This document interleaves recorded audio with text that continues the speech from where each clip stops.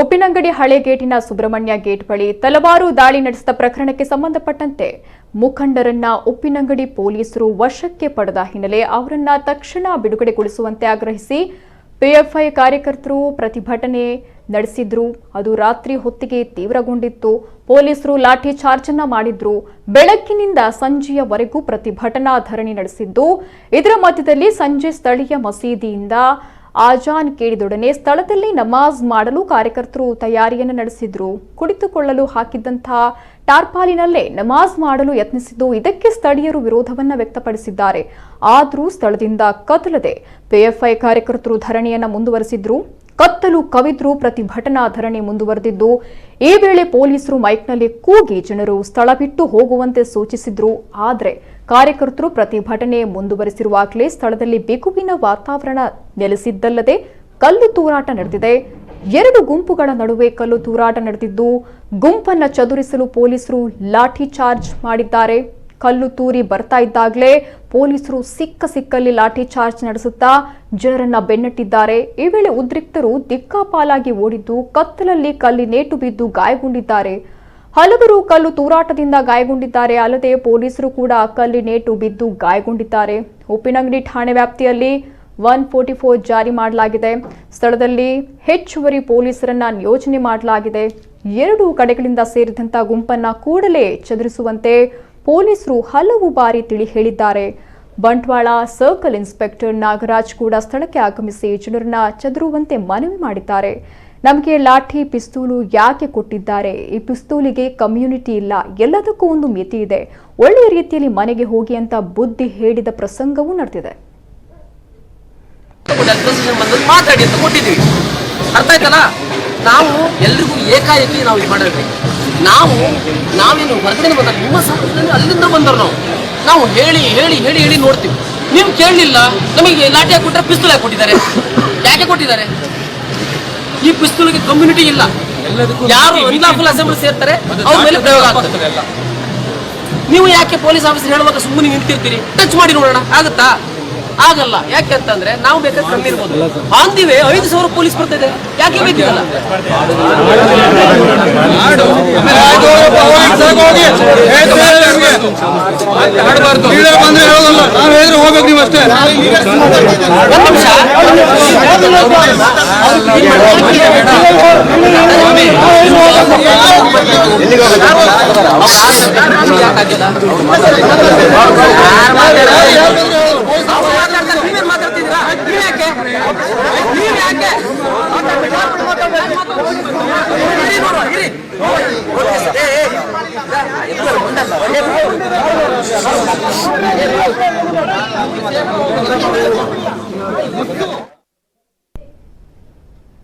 ಉಪ್ಪಿನಂಗಡಿಯಲ್ಲಿ PFI ಕಾರ್ಯಕರ್ತರ ಮೇಲೆ ಲಾಠಿ charge ಆಗಿರುವಂತದ್ದು, ಗುಂಪುಗಳ ನಡುವೆ ಸಂಘರ್ಷ ಉಂಟಾಗಿ ಕಲ್ಲು ತೂರಾಟ ಆಗಿದೆ. ಈ ಬಗ್ಗೆ ಹೆಚ್ಚಿನ ಮಾಹಿತಿಯನ್ನು ಕೊಡ್ತಾರೆ ಪುತ್ತೂರಿನಿಂದ ನಮ್ಮ ಪ್ರತಿನಿಧಿ ಕುಮಾರ್. ಕುಮಾರ್, ಸದ್ಯದ ಪರಿಸ್ಥಿತಿ ಹೇಗಿದೆ? ನಿನ್ನೆ ಲಾಠಿ ಚಾರ್ಜ್ ಆಗಿತ್ತು, ಹಲವರಿಗೆ ಗಾಯಗಳಾಗಿತ್ತು, ಕಲ್ಲು ತೂರಾಟ ಕೂಡ ಆಗಿತ್ತು. ಸದ್ಯದ ಪರಿಸ್ಥಿತಿ ಹೇಗಿದೆ ಕುಮಾರ್? ಸದ್ಯ ಉಪ್ಪಿನಂಗಡಿಯಲ್ಲಿ ಪರಿಸ್ಥಿತಿ ಶಾಂತವಾಗಿದೆ ಮತ್ತು ಹೆಚ್ಚಿನ ಸಂಖ್ಯೆಯ ಪೊಲೀಸರನ್ನು ಕೂಡ ಈಗಾಗಲೇ ನಿಯೋಜಿಸಲಾಗಿದೆ.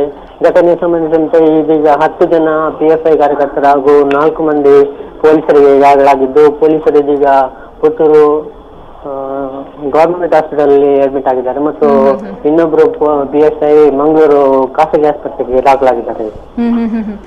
ಸ್ಥಳಕ್ಕೆ ಎಸ್ಪಿ ಅವರು ಭೇಟಿ ಕೊಟ್ಟಿದ್ದಾರಾ? ಜಿಲ್ಲಾ ಪೊಲೀಸ್ ವರಿಷ್ಠಾಧಿಕಾರಿ ಋಷಿಕೇಶ್ವರನವನ್ನೇ ಸೇರಿದಂತೆ ಹಲವು ಅಧಿಕಾರಿಗಳು ಕೂಡ ಇದೀಗ ಬೀಡುಬಿಟ್ಟಿದ್ದು, ಪರಿಸ್ಥಿತಿ ಸದ್ಯದ ಮಟ್ಟಿಗೆ ಶಾಂತಿಯುತವಾಗಿದೆ. ಎಸ್ಪಿ ಅವರು ಬಂದಿದ್ದಾರೆ ಕುಮಾರ್ ಅವರೇ? ಕುಮಾರ್, ಧ್ವನಿ ಕೇಳಿಸ್ತಾ ಇದೆಯಾ? ಹೇಳಿ. ಸ್ಥಳಕ್ಕೆ ಎಸ್ಪಿ ಅವರು ಬಂದಿದ್ದಾರಾ? ಇಷ್ಟೆಲ್ಲ ಘಟನೆಗಳಾಗಿದ್ದಾವೆ, ಗಾಯಗಳಾಗಿದ್ದಾವೆ, ಕಲ್ಲು ತೂರಾಟ ಆಗಿದೆ, ಸಂಘರ್ಷ ಆಗಿದೆ. ಸ್ಥಳಕ್ಕೆ ಎಸ್ಪಿ ಅವರು ಭೇಟಿ ಕೊಟ್ಟಿದ್ದಾರಾ? ಹೌದು, ನಿನ್ನೆ ಮಧ್ಯರಾತ್ರಿಗೆ ಸುಮಾರಿಗೆ ಪೊಲೀಸ್ ವರಿಷ್ಠಾಧಿಕಾರಿಗಳು ಬಂದಿದ್ದಾರೆ ಮತ್ತು ಪರಿಸ್ಥಿತಿಯ ಅವಲೋಕನ ಮಾಡಿದ್ದಾರೆ ಮತ್ತು ಇಂದು ಕೂಡ ಇದು ಉಪ್ಪಿನಂಗಡಿ ಪರಿಸರದಲ್ಲಿ ಅವರು ಬೀಡುಬಿಟ್ಟಿದ್ದು ಎಲ್ಲ ರೀತಿಯ ಕಾನೂನು ಸುವ್ಯವಸ್ಥೆಗೆ ಸಂಬಂಧಪಟ್ಟಂತೆ ಎಲ್ಲ ರೀತಿಯ ವ್ಯವಸ್ಥೆಯನ್ನು ಮಾಡಿಕೊಂಡಿದ್ದಾರೆ.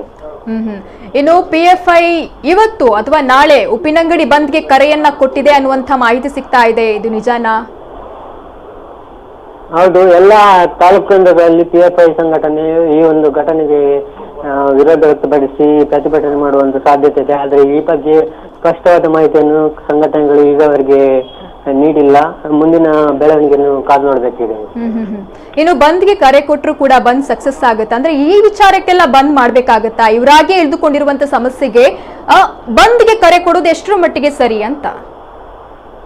ಅಂದ್ರೆ ಈ ಬಗ್ಗೆ ಪೊಲೀಸ್ ಅಧಿಕಾರಿಗಳು ಮತ್ತು ಏನು ಸರ್ಕಾರ ಕ್ರಮ ಕೈಗೊಳ್ಳಬೇಕಾಗಿದೆ. ಮತ್ತು ಯಾವ ರೀತಿ ಒಂದು ಈಗಾಗಲೇ ಉಪ್ಪಿನಂಗಡಿ ಠಾಣೆ ಹಾಗೂ ಉಪ್ಪಿನಂಗಡಿ ಪರಿಸರದಲ್ಲಿ ಸೆಕ್ಷನ್ 144 ಅನ್ನು ಜಾರಿ ಮಾಡಲಾಗಿದೆ. ಮತ್ತು ಈ ಒಂದು ಸೆಕ್ಷನ್ ಜಾರಿಯಲ್ಲಿರುವ ಸಂದರ್ಭದಲ್ಲಿ ಬಂದ್ ಅಥವಾ ಪ್ರತಿಭಟನೆ ಯಾವ ರೀತಿ ಮಾಡ್ತಾರೆ ಎನ್ನುವುದನ್ನು ಈಗ ಕಾದು ನೋಡಬೇಕಿದೆ.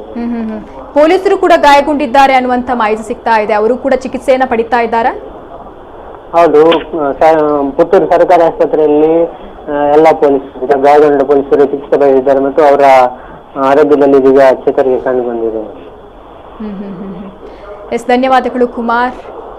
ಉಪ್ಪಿನಂಗಡಿಯಲ್ಲಿ PFI ಕಾರ್ಯಕರ್ತರ ಮೇಲೆ ಏನು ಲಾಠಿ ಚಾರ್ಜ್ ಆಗಿತ್ತು, ಗುಂಪುಗಳ ನಡುವೆ ಸಂಘರ್ಷ ಆಗಿತ್ತು, ಕಲ್ಲು ತೂರಾಟ ಆಗಿತ್ತು. ಸದ್ಯಕ್ಕೆ 144 ಸೆಕ್ಷನ್ ಅನ್ನು ಜಾರಿ ಮಾಡಲಾಗಿದೆ.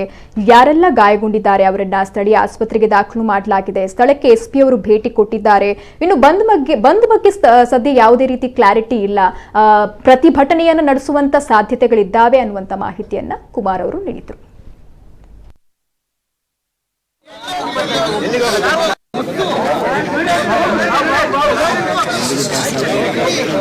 ಪರಿಸ್ಥಿತಿ ಕೆಟ್ಟರೆ ಯಾವ ಲೀಡರ್ ಅಲ್ಲ, ಮುತ್ತೆ ಮುರಿಯನೆ ಟ್ರೈನಲ್ಲಿ ಮುತ್ತೆ ಮುರಿಯನೆ ಒಂದು ಮಿತಿ ಇದೆ, ಮಿತಿ ಇದೆ. ಮನೆಗೆ ಹೋಗಿ ಯಾರು